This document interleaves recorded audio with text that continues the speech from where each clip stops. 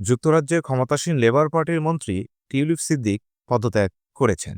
মঙ্গলবার রাতে দ্য গার্ডিয়ানের প্রতিবেদনে এ তথ্য জানানো হয়। টিউলিপ সিদ্দিক যুক্তরাজ্যের অর্থ মন্ত্রণালয়ের অর্থনীতি বিষয়ক মিনিস্টার ছিলেন। দেশটির আর্থিক খাতে দুর্নীতি বন্ধের দায়িত্ব ছিল তার কাঁধে। গার্ডিয়ানের প্রতিবেদনে বলা হয়, টিউলিপের খালা বাংলাদেশের ক্ষমতাচ্যুত প্রধানমন্ত্রী শেখ হাসিনার সঙ্গে আর্থিক সম্পর্কের বিষয়ে বারবার প্রশ্ন ওঠায় টিউলিপ সিদ্দিক মন্ত্রীর পদ থেকে পদত্যাগ করেছেন।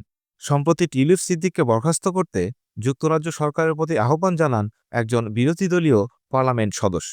বিষয়টি নিয়ে যুক্তরাজ্যের বিভিন্ন গণমাধ্যমে নিয়মিত খবর ও সম্পাদকীয় প্রকাশিত হতে থাকে। এর মধ্যে শেখ হাসিনা সরকারের সঙ্গে সংশ্লিষ্ট বেশ কয়েকজনের সম্পত্তি টিউলিপের ব্যবহার করা নিয়ে প্রশ্ন ওঠে।